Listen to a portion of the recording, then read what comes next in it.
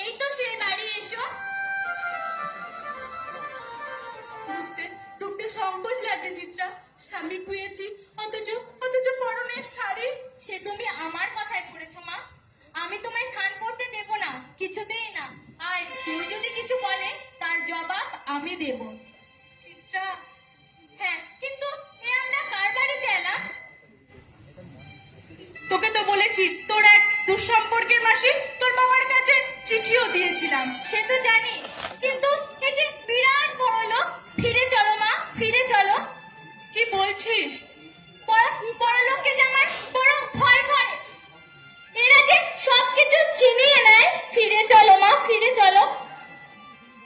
না না মা, এরা এরা সেরকম সেরকম মানুষ না। কিন্তু কাউকে কাউকে দেখছি না তো।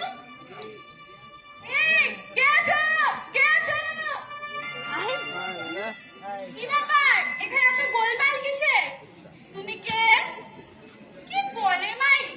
আমাকে চেনে না? আমি হলাম ময়না, সেই মোহনপুরের ময়না। আমার মায়ের নাম গয়না। ও, এই বাড়িতে কাজ করো বুঝি? করতে চেয়েছি নাকি? এ বাড়ির গিন্নি আমাকে হাতে পায়ে ধরে নিয়ে এসেছে।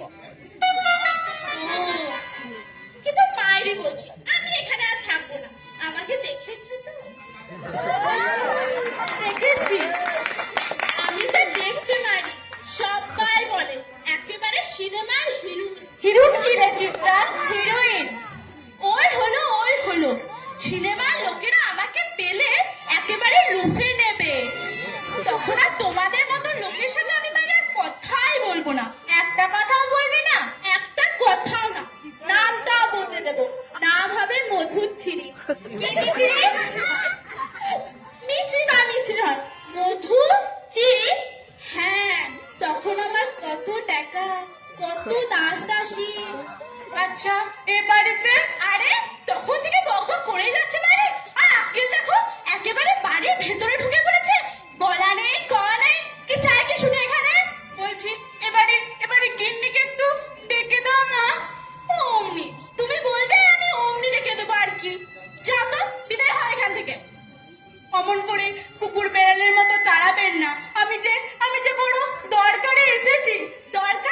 দরকার মানে তুমি কে? হবে না, বেরো তো, বেরো এখান থেকে। চলে এসো মা, চলে এসো। যাও, বিদায় হও তো, নইলে ধাক্কা দিয়ে। কি বললে? দাঁড়াও, একটিবার দেখা করিয়ে দাও না। যাও তো, ফ্যাচ করো না, বিদায় হও। বেরো এখান থেকে, বেরো। কি বললে?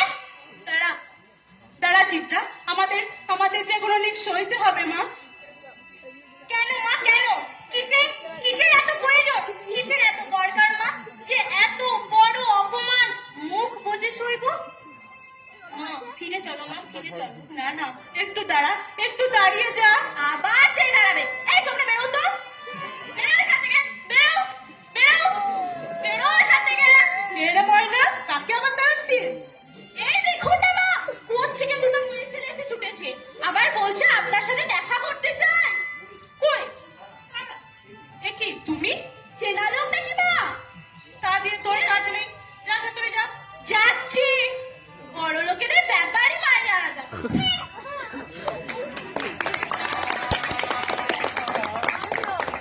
আমার চিঠি পেয়েছিলি কবিলা?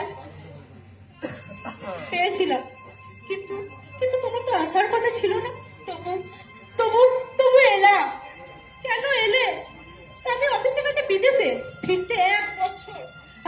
আমি কি নিয়েছি জানো না? জানি মমিলা, জানি। তবু কেন এলে? আমার একটি মাত্র সম্বল কেড়ে নিতে? না, তোর সম্বল কেড়ে নিতে আসেনি। কিন্তু তুই বিশ্বাস কর। এই তোমাকে আরো বিশ্বাস? তুমি আমাকে একদিন বলেছিলে তুমি নাকি আমার বাড়িতে কোনো দিন আসবে না। মনে পড়ে কমিলা, পড়ে। ঠিক 17 বছর আগে ডাক্তার বলেছিল তোর কোনো দিনও সন্তান হবে না। আমার সেই ছোট্ট 3 মাসের শিশুটা কি তোর কোলে তুলে নিয়েছিলাম।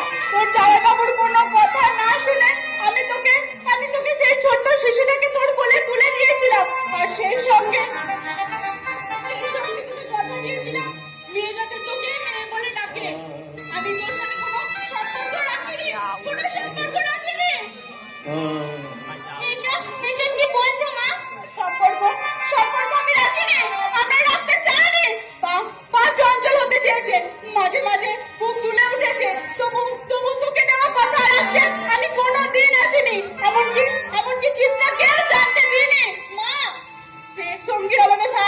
বই কিনেছে আর তাকে এই সান্ত্বনা দিয়েছি যে সে স্বামী স্ত্রীর একমাত্র সন্তান।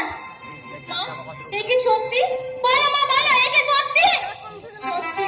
আর আত্মীয় স্বজন সবাইকে এই কথা বলেছি যে আমার ছোট মেয়ে হঠাৎ হারিয়ে গেছে। কিন্তু মা, আজ তো তাকে ফিরে পেয়েছি। ওকে ওকে করে আগলে বাড়ি নিয়ে যাব, সবাইকে ডেকে বলবো আমার আমার আপন বোন এসেছে, আপন বোন। কই কই কই আমার আপন বোন? ডেকে দিন তাকে, বলুন বলুন তাকে যে দিদি এসেছে, আপন দাদি, আপন দিদি। কি করলে? কি করলে দিদি তুমি? কি করলে? এতদিন যা ঢেকে রেখেছিলেন আজ আজ একটি মুহূর্তে কান্না করে দিলেন আর আর আমাকে করে দিলেন নিঃস্ব। অমিলা, এরপরও কি সে আমার কাছে থাকবে দিদি? থাকবে না, থাকবে না। পরিচয় দিলে সমস্ত শিকল কেটে উড়ে যাবে আর আমি পড়ে থাকবো এই দুর্ভাগ্যের শূন্যতায়। না, আমি তোর একমাত্র সম্বল কিনে নিতে আসিনি রে, কিনে নিতে আসিনি। আমি তোর মুখ খালি করতে আসিনি। আমি তোর মেয়ে তোরই থাকবে। নিজের আসল পরিচয় সে কোনোদিনও জানতে পারবে না। মা, মা হয়ে বলছি, প্রতিজ্ঞা কর। প্রতিজ্ঞা? হ্যাঁ, তার সাথে নিজের সম্পর্ক ঢেকে রাখবি না, তার সাথে নিজের সম্পর্ক গোপন রাখবি না। মা না, এই প্রতিজ্ঞা আমি করতে পারবো না, করতে পারবো না। এতদিন পরে আজ যখন জেনেছি, আমি আমার বোনকে বুকে আঁকলে বাড়ি নিয়ে যাবো মা, বুকে আঁকলে। তো হায় তোমার মা, এই প্রতিজ্ঞা আমায় করতে বলো না। চিত্রা, ক্ষমা করো মা, ক্ষমা করো। এই প্রতিজ্ঞা আমি তোমায় করতে পারবো না, পারবো না। তাহলে তাহলে ছোট বোনের কাছে গিয়ে মিথ্যেবাদী বলবো তোর জন্য আমার ধাপ্পা পাস। এই জন্য তোকে আমি বুকে করে লেখাপড়া শিখিয়েছি, মানুষ করেছি, দিলে দিলে নিজেকে বিশ্বাস করেছিস আমি এই জন্য, এই কথা শোনার জন্য। বল মা, চুপ করো মা, চুপ করো, আর বলো না। আমি প্রতিজ্ঞা করছি, আজ আজ যা শুনলাম তা কোনোদিন কাউকে বলবো না মা, কোনোদিন কাউকে না। কষ্টে বুক ভরে যাক, বুক থেকে হৃৎপিণ্ড ছেড়ে যাক, তা তোমার এটা প্রতিজ্ঞা করলাম, তা কোনোদিন কাউকে বলবো না মা, কোনোদিন না। এখন আপনি তৃপ্ত হননি? কি চান আপনি, কি চান? আমাকে সবাই ভুলবে, আমার দুঃখটা কিন্তু বোঝে না। দিদির এত দুঃখ দুর্দশার মধ্যে দিয়ে আমি দিদির পাশে দাঁড়াতে পারিনি, কিন্তু কেন? তাই আমার যে কেবলই ঘর, এই বুঝে হারিয়ে গেল। এই রাজ্যটা কেন দিয়ে রেখেছি, তা বুঝে হারিয়ে গেল। অমিলা, দিদি, আজ তোর কাছে একটা অনুরোধ নিয়ে এসেছি। দিদি, আমার কথা বলো না।